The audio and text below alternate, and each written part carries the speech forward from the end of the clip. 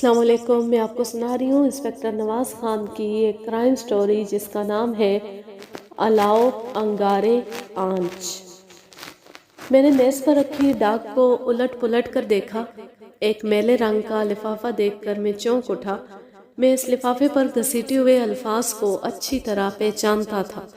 میں نے جلدی سے لفافہ چاک کیا. اندر سے چھوٹی کاپی کا ایک صفحہ برآمد ہوا. ٹیڑھے میڑھے حروف میں لکھا تھا: دارو کی بھٹی نالے کے پرلی طرف چلی گئی ہے. جامنوں والے باغ میں جمعے کے روز تک گھڑے نکلنے والے ہیں. حالانکہ تحریر سے مفہوم واضح نہیں ہوتا تھا، لیکن میں اس کا مطلب اچھی طرح سمجھ گیا تھا. بتانے والے نے بتایا تھا کہ اجیت سنگھ نے شراب کی بھٹی ایک نئی جگہ پر چالو کر لی ہے اور جمعے کے روز چھاپا مارنے سے مجرم رنگے ہاتھوں پکڑے جا سکتے تھے، کیونکہ اس روز گھڑے نکال کر شراب کشید کی جانے والی تھی. آج جمعے کا دن تھا. میں نے گھڑی کی طرف دیکھا. شام کے 4 بجنے والے تھے. میں نے فوراً ASI گوبندر سنگھ کو بلایا اور چھاپے کے لیے ہدایات دینے لگا.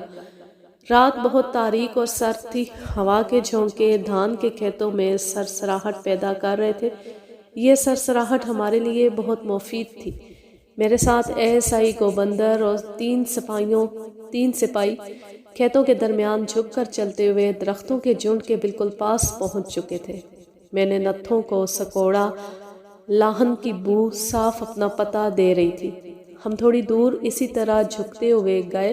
میں نے ہاتھ سے اشارہ کیا.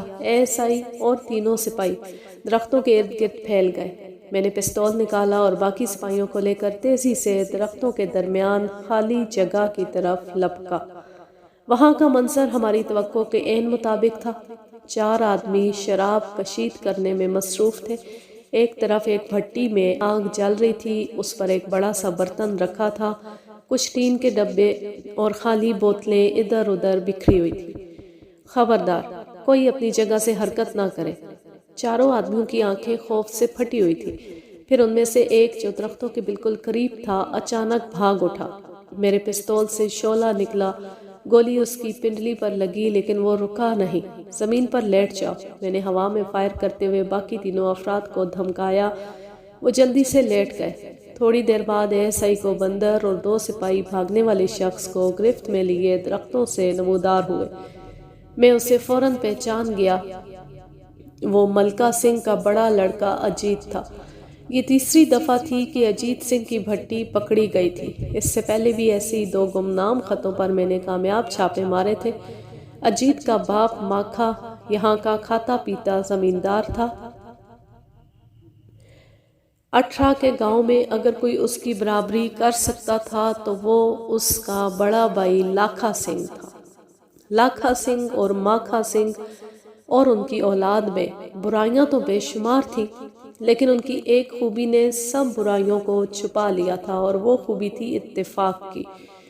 ان کے اتفاق کی ارد گرد کے لوگ مثالیں دیتے تھے. دونوں نے ساری زندگی نہایت سلوک سے گزاری تھی اور اب اپنی اولادوں کے زمانے میں بھی انہوں نے اس سلوک کو کم نہیں ہونے دیا تھا. بڑے بھائی لاکھا سنگھ کے 4 بیٹے راجندر، نریندر، سرمندر وغیرہ تھے. چھوٹے بھائی ماکھا سنگھ کے 3 بیٹے اجیت، رنجیت اور دلجیت تھے. ماکھے کے بیٹے کافی تیز ترار تھے اور آئے دن کوئی نہ کوئی پھڈا ڈال لیتے تھے. بڑے بھائی لاکھے کے بیٹے بھی کچھ کم نہیں تھے، لیکن ماکھا سنگھ کے بیٹوں کی نسبت کچھ امن پسند تھے. یہ کمی انہوں نے دوسری طرح پوری کی تھی. وہ کمینگی اور عیاری میں چچا زاد بھائیوں سے 2 ہاتھ آگے تھے. لاکھا اور ماکھا کی زمین گاؤں سے باہر کافی دور تک پھیلی ہوئی تھی. بظاہر یہ لوگ زمیندارہ کرتے تھے، لیکن ماکھا کے بیٹے زمینداری کے علاوہ غیر قانونی چکر بھی چلاتے رہتے تھے. جہاں تک میں نے مشاہدہ کیا تھا، لاکھا اور ماکھا کے کچھ اصول تھے. وہ ایک دوسرے کے عیبوں کو چھپاتے تھے. گھر اور باہر کے تمام فیصلے اکٹھے بیٹھ کر کرتے تھے.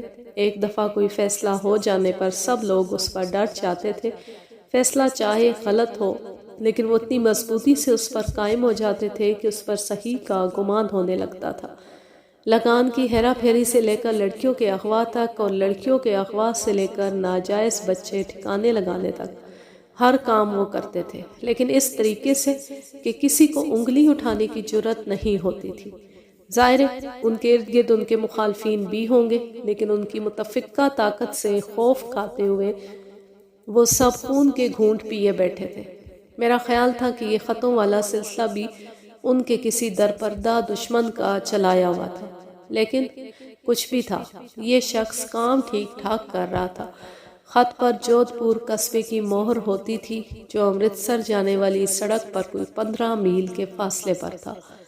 دوسرے روز مخبر بلال شاہ تھانے آیا۔ اس نے آتے ساتھ ہی کہا، ہاں صاحب، آپ کی پیشگوئی ٹھیک نکلی، لاکھا اور ماکھا کے درمیان کچھ انبن ہو ہی گئی ہے۔ میں نے اسے جھڑکا کہ اتنی اونچی آواز میں اطلاع دینے کی کیا ضرورت تھی۔ بلال شاہ تھا تو بڑے کام کا بندہ، لیکن اس میں 2 خامیاں تھیں۔ ایک تو افسر کے ساتھ بے تکلف ہو جاتا تھا، دوسرے تھانے میں آتی بغیر سوچے سمجھے اونچی آواز میں بولنا شروع کر دیتا تھا۔ پچھلے 1 مہینے سے وہ لگاتار یہ کہہ رہا تھا کہ ہمارے چھاپوں کا لاکھا اور ماکھا کے تعلقات پر کوئی اثر نہیں پڑے گا۔ اس کا کہنا تھا کہ میں 40 سال سے ان لوگوں کے درمیان رہ رہا ہوں، ان لوگوں کے تعلقات آپس میں خراب ہو ہی نہیں سکتے، لیکن میرا خیال تھا کہ ان کے تعلقات پر ان واقعات کا ضرور اثر پڑے گا۔ میرے خیال کی بنیادی وجہ یہی تھی کہ یہ لوگ ہر کام اتفاق رائے سے کرتے تھے۔ اگرچہ لاکھا کے لڑکے شراب کشید کرنے کے چکر میں نہیں تھے، لیکن انہیں علم تو سارا ہوگا کہ شراب کی بھٹی کہاں منتقل کی جا رہی ہے، شراب کب نکلے گی، وغیرہ وغیرہ۔ یہ لوگ ہر کام نہایت رازداری سے کرنے کے عادی تھے، غیر قانونی کاموں کے لیے اپنے اعتماد کے کارندوں کو استعمال کرتے تھے۔ پھر کیا وجہ تھی کہ وہ ہر بار پکڑے جا رہے تھے؟ ظاہر ہے گھوم پھر کر دھیان لاکھا کے لڑکوں کی طرف جاتا تھا۔ پچھلے 2 چھاپوں کے بعد لڑکوں میں یقیناً انبن ہوئی ہوگی، لیکن لاکھا اور ماکھا نے معاملے کو سمیٹ لیا ہوگا۔ لیکن تیسرے کامیاب چھاپے کے بعد آگ میں سے دھواں نکلنا لازمی تھا۔ لگتا تھا عروج کے بعد اب اس خاندان پر زوال کے دن آ گئے تھے۔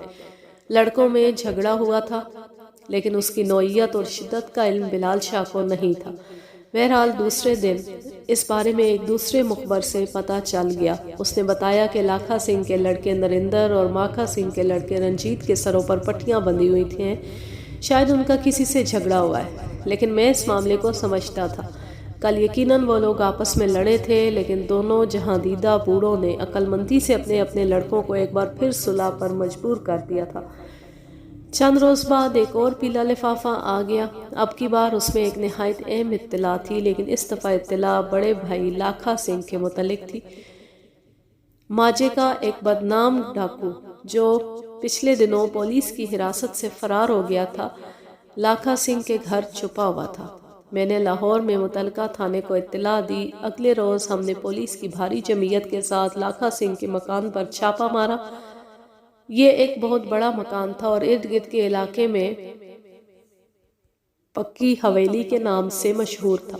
حویلی کے ایک حصے میں لاکھا اور دوسرے میں ماکھا رہتا تھا۔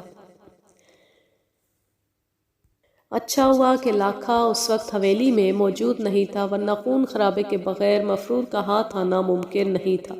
مفرور کا نام جبرو تھا۔ اس نے جب چاروں طرف پولیس کی گارڈ دیکھی تو ہتھیار پھینک کر خود کو گرفتاری کے لیے پیش کر دیا۔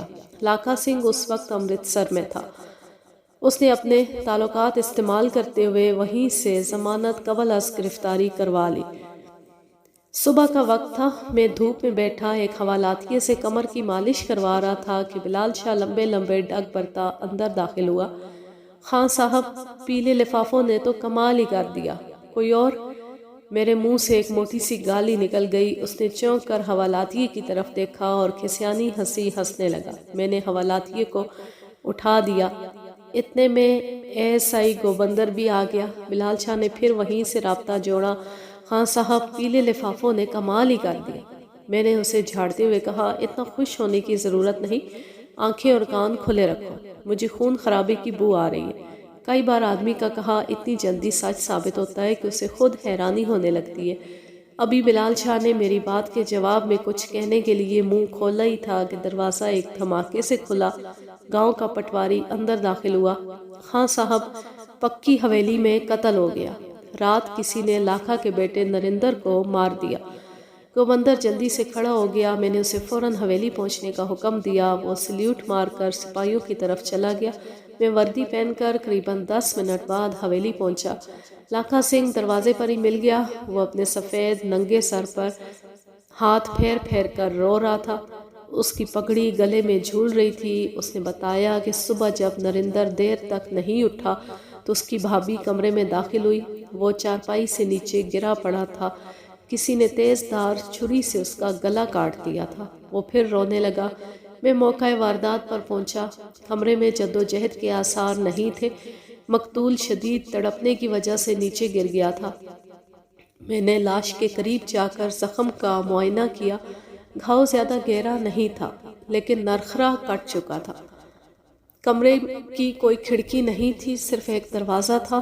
ساتھ والے کمرے سے اونچی آواز میں عورتوں کے بین سنائی دے رہے تھے۔ میں نے مقتول کی بھابھی کو بلا کر اس سے چند سوال کیے۔ وہ 20-22 سال کی ایک عام سی گھریلو عورت تھی۔ اس نے بتایا کہ دھوپ چڑھے میں نے ویر کے کمرے کا دروازہ کھولا۔ دروازہ اندر سے بند نہیں تھا۔ وہ خون میں لت پت فرش پر پڑا تھا۔ میں نے اس سے چند سوال اور کیے۔ پھر میں نے ASI گوبندر کو موقع واردات کا نقشہ تیار کرنے کا حکم دیا اور بیٹھک میں آ کر بیٹھ گیا۔ تقریباً 2 گھنٹے میں ماکھا سنگھ اس کے لڑکوں اور رات پہرا دینے والے چوکیداروں سے سوالات کرتا رہا۔ ماکھا سنگھ اور اس کے لڑکے کسی حد تک خاموش اور افسردہ دکھائی دیتے تھے۔ میں ماحول میں عجیب طرح کی کشیدگی محسوس کر رہا تھا۔ سب لوگ خاموش تھے، جیسے اندر ہی اندر کوئی کھچڑی پک رہی ہو۔ کچھ فیصلے ہو رہے تھے۔ آخر میں نے لاکھا سنگھ سے سوال کیا کہ وہ ابتدائی رپورٹ میں کس کا نام لکھوانا چاہتا ہے۔ لاکھا سنگھ کی آنکھیں سرخ ہو رہی تھیں۔ اس نے کرسی آگے کو کھسکاتے ہوئے اطمینان سے کہا، لکھو جناب، ماکھا سنگھ، اجیت سنگھ، رنجیت سنگھ۔ کمرے میں کوئی چیز چھناکے سے ٹوٹ گئی۔ ہر چہرے پر زلزلے کے آثار نظر آنے لگے۔ رنجیت سنگھ چیخا، تایا ہوش میں تو ہو؟ لاکھا سنگھ کا چہرہ خوفناک ہو رہا تھا۔ وہ دانت پیس کر ہرایا، حرام زادو، میں تمہاری بوٹیاں کر دوں گا۔ اس نے 3-4 زوردار تھپڑ اس کے منہ پر مارے۔ اتنے میں مقتول کا بڑا بھائی راجندر کرپان تان کر اس پر چپٹا۔ اس سے پہلے کہ خون خرابہ ہو جاتا، میں نے ASI اور سپاہیوں کو اشارہ کیا۔ انہوں نے تیزی سے آگے بڑھ کر مشتعل افراد کو گرفت میں لے لی۔ ماکھا سنگھ بڑے بھائی سے چیخ چیخ کر کہہ رہا تھا، بھائیا، تو نے ہم پر شک کیا ہے، تو نے باپ کی قبر کی مٹی اڑائی ہے۔ لاکھا سنگھ کا بڑا بیٹا راجندر سپاہیوں کی گرفت میں تڑپ رہا تھا۔ کرپان ابھی تک اس کے ہاتھ میں تھی۔ میں نے آگے بڑھ کر کرپان اس کے ہاتھ سے چھین لی۔ لاکھا اور ماکھا کی لڑائی اور پھر ان کی علیحدگی گاؤں کے تاریخ کے اہم واقعات تھے۔ دونوں بھائیوں میں بٹوارا ہو گیا اور دونوں گھروں کے افراد ایک دوسرے کے خون کے پیاسے ہو گئے۔ ماکھا سنگھ اپنے بھائی سے زیادہ ہوشیار ثابت ہوا اور اس نے حویلی سمیت بہت سی نقد رقم اپنے حصے میں ڈلوا لی۔ قرضوں کا زیادہ بوجھ بھی لاکھا سنگھ کو ہی اٹھانا پڑا اور اوپر سے مقدمے بازی۔ نریندر عرف مکھن کی موت نے اس کی کمر توڑ دی تھی۔ وہ اس کا سب سے ہوشیار لڑکا تھا۔ پیداوار بھی گھٹ گئی۔ مخالف سر اٹھانے لگے اور لاکھا سنگھ کی حالت پتلی ہونے لگی، لیکن اس کی اکڑ میں کوئی فرق نہیں آیا تھا۔ اس کا بیٹا راجندر لوگوں سے کہتا پھرتا تھا کہ میں نے ماکھا سنگھ کی طرفداری کی ہے اور اس کے بیٹوں کو جان بوجھ کر قتل میں ملوث نہیں کیا۔ حالانکہ 18 گاؤں کے لوگ جانتے تھے کہ ماکھے کی نسبت لاکھے سے میری اسلام دعا زیادہ تھی۔ مجھے ان باتوں کی پرواہ نہیں تھی۔ میں صرف قانونی تقاضے پورے کرنا چاہتا تھا۔ گواہیوں اور شواہد سے یہ بات واضح ہوتی تھی کہ ماکھا یا اس کے بیٹے قتل میں شریک نہیں تھے۔ ماکھا اور اس کا بڑا بیٹا شہر تاریخ بھگتنے گئے ہوئے تھے، جبکہ دونوں چھوٹے بیٹے رنجیت اور دلجیت قتل ہونے کے 2 گھنٹے بعد تک ایک شادی والے گھر میں موجود تھے۔ وہاں کنجری کا ناچ ہو رہا تھا جو رات 2 بجے ختم ہوا۔ ڈاکٹری رپورٹ کے مطابق قتل 11 اور 12 بجے کے درمیان ہوا تھا۔ وقتی طور پر صرف ایک گواہی نے مجھے شک میں ڈالا۔ یہ گواہی مقتول کی بھابھی پریتم کی تھی۔ اس نے تفتیش کے دوران بتایا تھا کہ قتل والی رات کی شام مقتول اور اس کے چچا زاد رنجیت کے درمیان پھر کسی بات پر تو میں ہوئی تھی۔ بہرحال گاؤں کے کئی معتبر آدمیوں کی گواہیوں کو نظر انداز نہیں کیا جا سکتا تھا۔ یہ تمام گواہیاں بتاتی تھی کہ رنجیت اور دلجیت رات 2:30 بجے تک شادی والے گھر میں موجود تھے۔ یوں تو لاکھا سنگھ کے کئی مخالف تھے، لیکن خاص طور پر کسی پر شک نہیں کیا جا سکتا تھا۔ نریندر عرف مکھن کا قتل بدستور معمہ بنا ہوا تھا۔ میرا دھیان بار بار گمنام خطوں کی طرف چلا جاتا تھا۔ لاکھا اور ماکھا دونوں نہیں جانتے تھے، لیکن مجھے معلوم تھا کہ ان کا کوئی مشترکہ دشمن ان کو برباد کرنے پر تلا ہوا ہے۔ گمنام خط لکھنے والے نے لاکھا اور ماکھا دونوں کی مخبری کی تھی۔ ظاہر تھا کہ وہ ان دونوں پارٹیوں میں سے نہیں تھا۔ حالات کو سامنے رکھتے ہوئے 3 اندازے قائم کیے جا سکتے تھے۔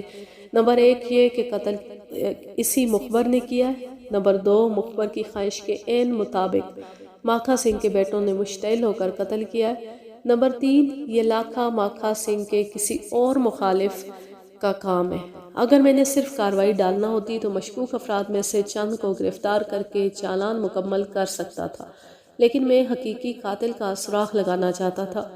تقریباً 2 ماہ کی اعصاب شکن دوڑ دھوپ کے بعد یہ بات سامنے آئی تھی کہ اوپر قائم کیے گئے آخری دونوں اندازے درست نہیں تھے۔ اب صرف پہلے اندازے کی حقیقت کے بارے میں فیصلہ کرنا تھا۔ اس اندازے کے مطابق گمنام مخبر خود اس قتل کا ذمہ دار تھا۔ خطوں سے یہ بات ظاہر تھی کہ گمنام مخبر لاکھا اور ماکھا کا کوئی نہایت قریبی شخص تھا۔ یہ بھی بعید از امکان نہیں تھا کہ وہ اکثر و بیشتر ان کے گھر آتا جاتا رہتا تھا۔ اس نے کئی ایسی اطلاعات دی تھیں جن سے ظاہر ہوتا تھا کہ وہ نہ صرف ان کا کوئی قریبی ساتھی ہے بلکہ صبح شام ان کی ٹو میں رہتا ہے۔ پکی حویلی میں بٹوارے سے پہلے لاکھا اور ماکھا اپنے اپنے اہل خانہ کے ساتھ 2 علیحدہ حصوں میں رہتے تھے۔ لاکھا والے حصے میں کل 7 افراد رہتے تھے۔ ان میں لاکھا، اس کی بیوی، ایک بہو اور 4 بیٹے شامل تھے۔ چھوٹے بھائی ماکھا والے حصے میں 6 افراد رہتے تھے، یعنی ماکھا، اس کی بیوی، 3 بیٹے اور ایک نوکرانی۔ تمام حالات کو مد نظر رکھتے ہوئے پکی حویلی کے ان 13 افراد میں سے صرف نوکرانی پر شک کیا جا سکتا تھا۔ نوکرانی، جس کا نام چیمو تھا، 25-26 سال کی ایک میلی کچیلی لیکن خوبصورت عورت تھی۔ میں پوچھ گچھ کے لیے اس سے ایک بار مل چکا تھا۔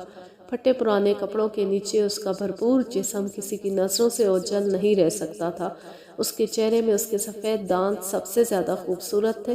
وہ 2 بچوں کی ماں تھی۔ بڑا بچہ کوئی 12 سال کا تھا۔ اس کا خاوند راجگیری کرتا تھا۔ مجھے خبر تھی کہ کنوارے مردوں کے گھر میں ایک جوان خوبصورت عورت کی موجودگی کئی کہانیاں جنم دیتی ہے۔ ایسی کسی کہانی کی ٹو کے لیے میں نے گاؤں کی دائی بھاگا سے کام لینے کا سوچا۔ بھاگا پہلے بھی میرے 1-2 کام کر چکی تھی۔ میں نے اس سے نوکرانی چیمو کا معلوم کیا تو اس کی آنکھیں چمک اٹھیں۔ میں سمجھ گیا کہ وہ پہلے ہی چیمو کے بارے میں کافی کچھ جانتی ہے۔ میرے پوچھنے پر اس کی زبان کینچی کی طرح چلنے لگی۔ اس نے بتایا کہ مقتول نریندر نے نوکرانی چیمو سے تعلقات قائم کر رکھے تھے۔ وہ اکثر اپنے چچا کے گھر میں گھسا چیمو سے آنکھ مٹکا لڑاتا رہتا تھا۔ چیمو کا خاوند کام کے سلسلے میں گاؤں سے باہر رہتا تھا اور مہینے میں 2-3 بار ہی گھر کے چکر لگاتا تھا۔ یہ معلومات میرے لیے نہایت سود مند تھی۔ آگے بڑھنے کی ایک راہ پیدا ہو گئی تھی۔ دائی بھاگا نے واقعہ اپنے انداز میں بیان کیا تھا، لیکن اس کے کئی پہلو ہو سکتے تھے۔ یہ بھی بہت ممکن تھا کہ نریندر کی 10 ترازیوں کا شکار ہونے والی 2 بچوں کی ماں چیمو نے انتقام لینے کا فیصلہ کیا۔ اس نے موقع پا کر اپنی عزت کے قاتل کو ختم کر دیا ہو۔ دیکھا گیا ہے کہ باحیثیت گھرانوں کے ملازمین اپنے اوپر ہونے والی زیادتیوں کو بعض اوقات ایک سرد انتقامی جذبے کی صورت دے دیتے اور موقع ملتی گھر کا بھیدی لنکا ڈھا دیتا ہے۔ ہو سکتا تھا یہ بھی کوئی اسی قسم کا معاملہ ہو۔ میں نے اگلے روز پھر نوکرانی چیمو سے پوچھ گچھ کرنے کا فیصلہ کیا۔ ابھی میں وردی پہن کر پکی حویلی جانے کا ارادہ کر ہی رہا تھا کہ مقتول کا چھوٹا بھائی سریندر تھانے میں داخل ہوا۔ اس کی عمر کوئی 22 سال رہی ہوگی۔ گول سرخ چہرے اور اچھے ڈیل ڈول کا مالک تھا، لیکن اس وقت اس کا چہرہ اترا ہوا تھا اور وہ سخت پریشان دکھائی دیتا تھا۔ سلام کا جواب دے کر میں نے اسے کرسی پر بیٹھنے کا اشارہ کیا۔ کیا بات ہے بہو، کسی سے لڑ جھگڑ کر تو نہیں آئے؟ نہیں خان صاحب، دراصل مجھے بڑا خطرہ محسوس ہو رہا ہے۔ میں نے اسے کہا کہ میں کہیں جا رہا تھا، میرے پاس وقت بہت کم ہے۔ اس نے جو کچھ کہنا ہے کھل کر کہے۔ وہ بولا، یا تو آپ چاچے ماکھے کے پتروں کو سنبھال لیں یا پھر یہاں خون خرابہ ہوگا۔ کیا کوئی نئی بات ہوئی ہے؟ جناب کوئی رات ہمارے گھر میں پھرتا رہا ہے، میں اوپر چوبارے میں سوتا ہوں، پہلے کوئی کھڑکی ہلاتا رہا، کھڑکی اندر سے بند تھی، پھر کچھ آدمی کمرے کی چھت پر گھومتے رہے، بدقسمتی سے میرے پاس کوئی ہتھیار بھی نہیں تھا، میں نے ان سے الجھنا مناسب نہ سمجھا۔ اس سے پہلے پرسوں رات بھی اس قسم کی آوازیں آئی تھی، میں نے باہر نکل کر دیکھا تو کوئی نہیں تھا، میں نے غور سے اس کا چہرہ دیکھا، وہ اپنی گھبراہٹ چھپانے کی کوشش کر رہا تھا لیکن خوف اس کی آنکھوں سے جھلک رہا تھا۔ میں نے اسے ذرا سخت لہجے میں کہا، جوان ہو، کوئی چوہے تو نہیں ہو، اتنا گھبرا کیوں رہے ہو، حوصلہ رکھو۔ تھوڑی دیر بیٹھنے کے بعد وہ چلا گیا۔ اس کے جانے کے بعد میں نے حویلی کا رخ کیا۔ ماکھا سنگھ گھر پر ہی تھا۔ میں نے اس کے ذریعے چیمو کو بلوایا، خاص طور سے بلوائے جانے پر وہ بڑی خوفزدہ دکھائی دیتی تھی۔ پہلی ملاقات میں اس نے مجھے بتایا تھا کہ وہ قتل کی رات حویلی ہی میں تھی، کام زیادہ ہونے پر وہ حویلی ہی میں سو رہتی تھی، اس کے بچوں کو اس کی ساس اور نندیں سنبھالتی تھی۔ اس دفعہ میں نے اس سے نریندر کے حوالے سے کچھ سوال کیے، وہ کافی خوفزدہ دکھائی دیتی تھی۔ حسب توقع اس نے کہا کہ وہ اسے ویر سمجھتی تھی، لیکن میں نے یہ سوال نہیں کیا کہ وہ اسے کیا سمجھتا تھا۔ اس سوال کا جواب اس کی جھکی ہوئی آنکھیں اور کانپتے ہوئے ہونٹ دے رہے تھے۔ کوشش کے باوجود پونا گھنٹہ لگا کے بھی اس سے کوئی کام کی بات معلوم نہیں ہو سکی۔ ادیب لوگ جن سمندر سے گہری عورتوں کا ذکر کرتے ہیں وہ بھی ان ہی میں سے ایک تھی۔ پکی حویلی سے میں سیدھا لاکھا سنگھ کے مکان پر گیا۔ یہ مکان اس نے نیا بنوایا تھا۔ یہ بھی ایک کافی بڑا مکان تھا، اس کی 2 منزلیں تھیں اور وقت کے مطابق اس کو نئے فیشن کا مکان کہا جا سکتا تھا۔